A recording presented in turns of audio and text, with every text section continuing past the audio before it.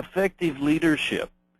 What kind of leader are you? What kind of impact are you having on your organization and your employees?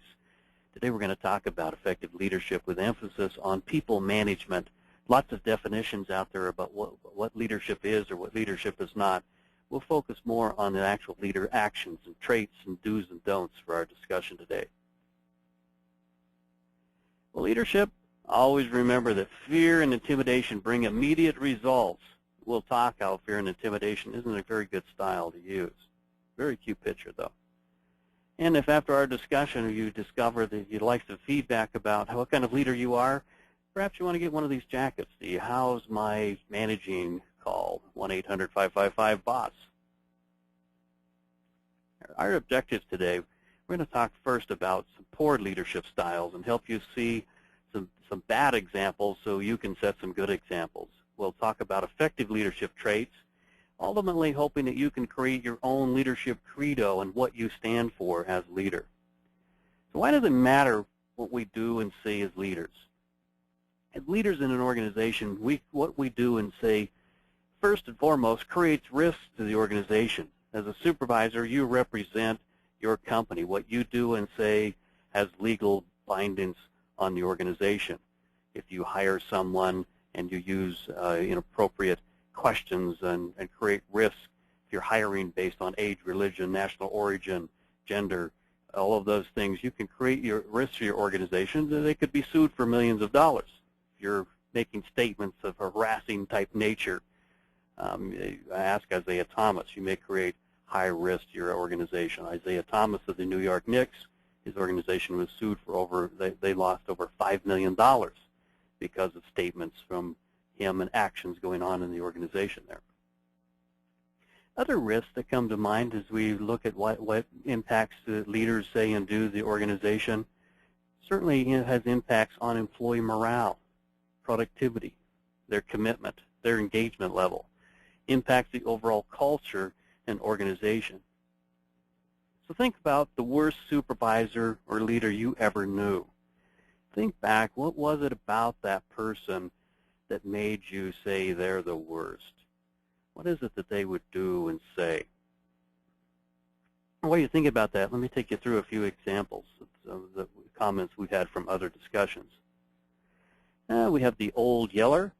This individual, no matter what goes on in the organization, is very quick to anger and to react, gets very emotional, mad. Seems like it's very difficult to approach this person. You know you're going to get that negative response.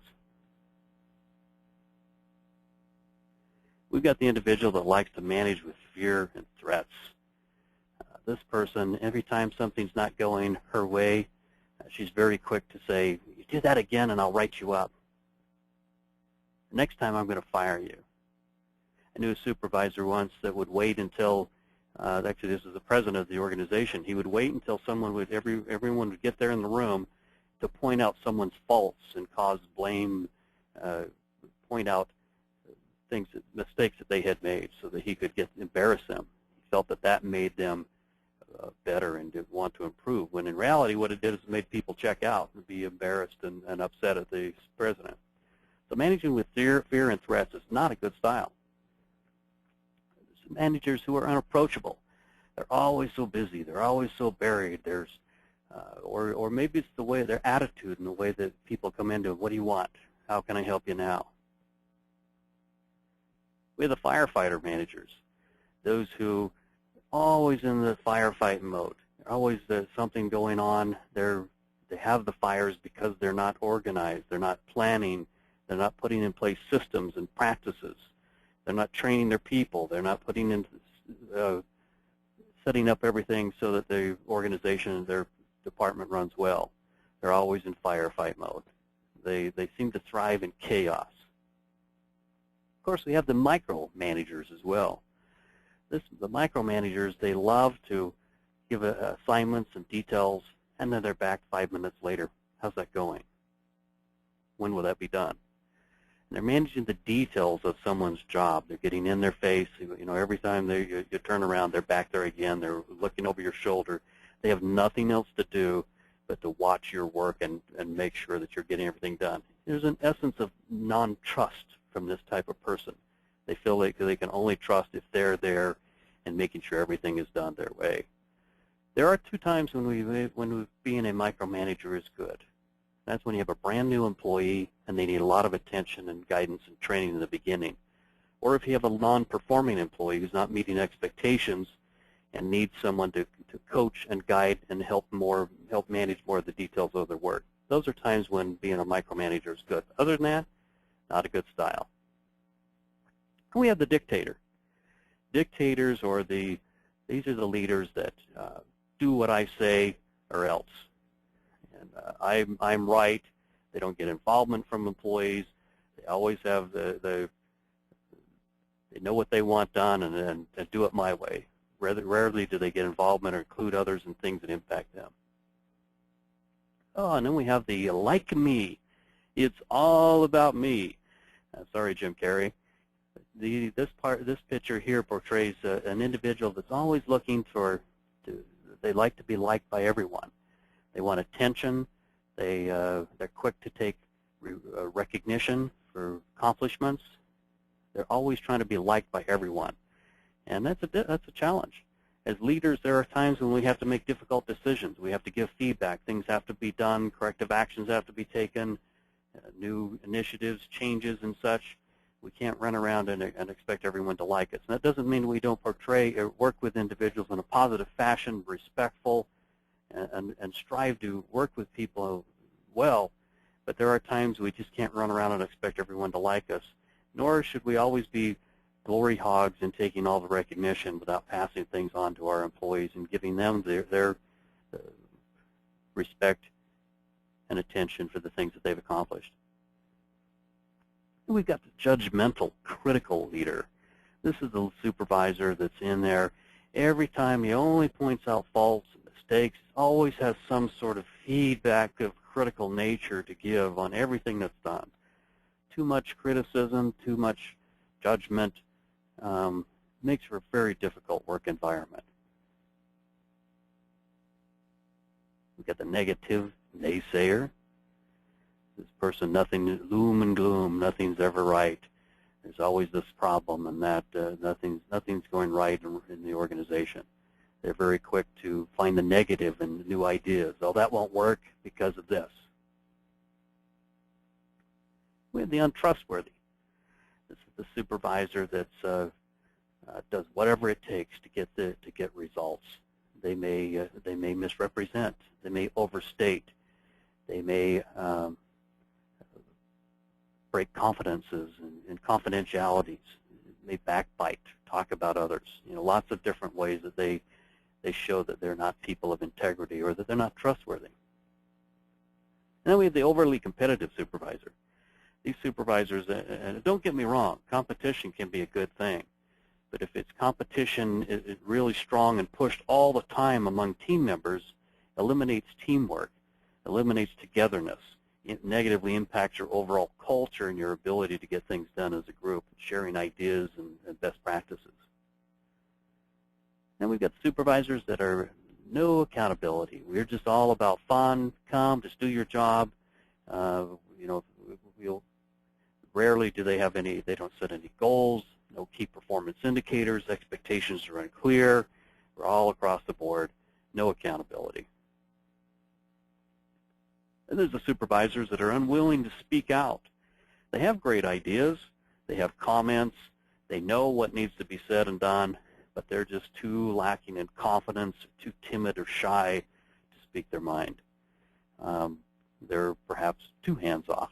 So there's balance in everything that we're talking about here today, but individuals who do not speak up in groups, do not stand for things, they're lacking in key leadership traits. And we've got, of course, the poor communicators. Poor communicators who either aren't listening, won't listen, don't involve people to where they gather information from them, they're not seeking feedback from their group, they don't look for ideas, or they're hogging all the information. They know what's going on in the company, they know the business strategy, they know new changes and such, but they don't share it with their people.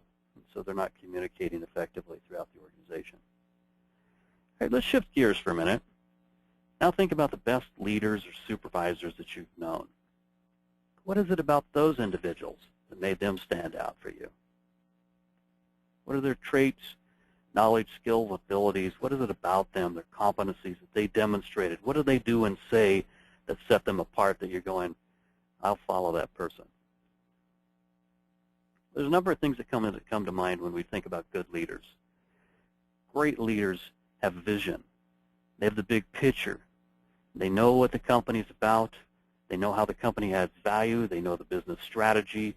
They know how they fit in, how their team fits in, and they help employees understand how they connect into that, and they create and show that big picture. And not only do they show the big picture, they're able to get others to follow that vision willingly. There's strong, impeccable integrity and honesty, ability to get willing results through other people. So employees, they're engaged, they're committed, they do their all, even when someone's not looking, above and beyond. And these individuals grow, develop, and train their employees. They care not only about getting the work done, they're not coming across like they're using people, they're helping to grow and develop them so that they're adding value and service to their employees while they accomplish the overall objectives of their department and the expectations of the employee's job. But they're looking for opportunities to give them new experiences, new training, new development, and even working towards the next advancement for them in the organization so that they're growing and progressing them in their career. We've all heard the saying, employees don't want to know how much you know until they know how much you care. And employees really do need to know that you care about them. They don't want to feel used. They want to feel included. They want to feel involved in things. So go that extra mile. Get to know your employees. Understand their strengths and their weaknesses and their desires and what do they want and what's going on in their lives. Recognize those special events, whether it's birthdays or anniversaries, or celebrate with them the wins and happy moments that are going on in their personal life and achievements with their children and their spouses and such. And give praise and recognition. Can't emphasize this enough. We have to be grateful as leaders, grateful for the achievements of the employees and the efforts they're putting on our behalf and the behalf of the organization. Catch them doing things right. Notice them. Give them thanks. Give them praise, recognition, and cater that to the individual. Some people like to be recognized in groups. Others prefer it more one-on-one. We have to keep confidences. If someone shares something of a confidential nature, we have to make sure that we're not ever making someone look bad or backbiting or talking behind someone's back or complaining down. We've got to make sure that we're keeping good, strong confidences throughout the organization. Good leaders are knowledgeable. They're a resource for people to go to, and they're problem solvers. Employees know that they can go to, you don't have to know all the answers, but good leaders know where to find the answers, and they know how to ultimately solve the problems. And a lot of times they're not just solving the problems, they're asking the questions to help employees solve problems themselves. And good leaders challenge employees. They help them to grow and be better by holding them accountable for the expectations of the employees' jobs. They're very clear about what expectations are. They help employees understand the key performance indicators, the purpose of their job, and how they're going to achieve them, and how their job will be measured. And they ask them for that accountability on a regular basis, often stretching the employee and helping them to achieve more than what the employee really believed that they could, both helping the customer, the company, and the employee. Good leaders also build teams. They build overall teamwork, commitment, and excellence within the unit. They'll do things with their employees to get employees to work well together, to help to understand each other, build positive relationships, to where information is shared. And they may do this in a number of ways, but holding regular meetings with the team is very important, where they're sharing ideas and information and coordinating with each other. Good leaders continually improve, not only in themselves, but in their overall work team and then how things are done. They're always looking for new and better ways to improve. And then communicating those changes and involving employees in changes so that they're able to make those adjustments as needed. Engaging, motivating, and inspiring. Employees for these leaders are engaged. They're self-motivated, and they're inspired by the leader. They want to please the leader. They want to do everything they can to achieve the purpose of their job because of the way the leader works with them and interacts with them. I've talked about involvement. Can't emphasize this enough. Anytime you're making a change, anytime you're communicating something that's very important, ask the employee's opinion. Ask for their questions. Involve them in ideas on things that impact them. And that way they'll have ownership and commitment to that. These are traits that good leaders they get used to that type of style and communication. Leaders are very positive and encouraging in how they work with others. There's times when feedback needs to be given, but they can do that in a way without attacking the person or making them feel belittled. They allow mistakes.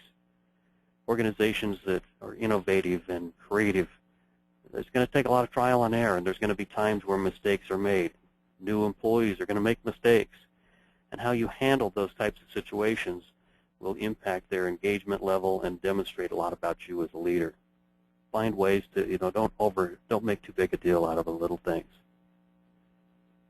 Leaders set the example and walk the talk. Leaders are willing to roll up their sleeves and do what they're asking others to do. They can set the tone and the example. If there's changes going on throughout the organization, they not only communicate the change, but they're an example of that as well.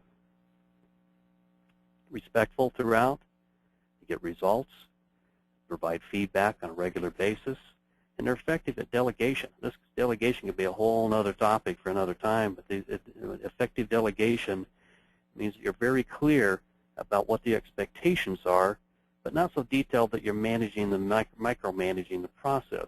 Help them understand the who does what by when, and let them do it, and then hold them accountable for it, or let them be accountable as they report back to you. Now, there's a fine balance between work and fun, but if it's all work, makes for a real challenging work environment. So it's okay to have some fun at work. Build some rapport, build some positive relationships with your employees, especially during peak stressful times or after major accomplishments. Good leaders are great listeners. They listen to employees, they listen for feedback, they ask questions. In fact, as a general rule, they listen more than they talk. They share information with employees. They share what's going on in the organization. They share feedback on how they see things with the employee. They're very direct and open with employees, so they're approachable. They're flexible, they're understanding, dependable, reliable, consistent, fair. Can't emphasize these enough. Anytime you're inconsistent, a lot of challenges and problems and risks that you create for the organization. And employees watch fairness. If you confront one employee for being 5 minutes late and you don't for someone else, they notice those things.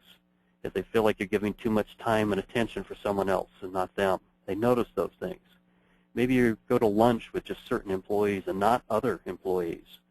That creates problems and creates a situation. It's not a good idea to be too friendly with employees to where they're your buddies. You've got to keep that fine professional distance. Firm yet fair, approachable, open, easy to speak with, direct, and interpersonal. When I say direct, sometimes there are things that need to be said. Don't beat around the bush. Just say it straight. Tell them what they need to hear, or ask questions to bring things out of them. Good leaders are participative as their general style, as opposed to autocratic. A participative leader involves employees. They seek to get things done working with employees as opposed to telling them and dictating to them as to what they will do. They're very influential. They speak out when needed. And let me give you a couple of cool quotes. John Quincy Adams: if your actions inspire others to dream more, learn more, do more, become more, you're a leader. Ralph Emerson: do not follow where the path may lead. Go instead where there is no path and leave a trail. This last quote is unknown. Leaders instill in their people a hope for success and a belief in themselves. Positive leaders empower people to accomplish their goals. And lastly, the pessimist complains about the wind. The optimist expects it to change. The leader adjusts the sails. John Maxwell. Or what kind of leader are you? If you think back to some of the traits that we've discussed here today, both the negative and the positive, create the kind of credo and what you stand for. What kind of leader are you now, and do you want to become? Define and set yourself some goals and objectives. Write out the credo and what you stand for, and make a big difference. I like this last quote here from these little guys. Leadership, influencing and empowering others and inspiring trust and confidence. Okay. That's our discussion on leadership today. So we think back to what we've talked about. We've gone through the process of, we've talked about ineffective leadership. We talked about effective leadership. We've talked about creating ultimately what kind of leader do you want to be. And there's so much more to leadership, but our emphasis today has been more on what we do and say and the traits that we exhibit, because it's that day-to-day, the way you act and what you do and say that makes a difference as whether you're an effective leader or not. Thank you.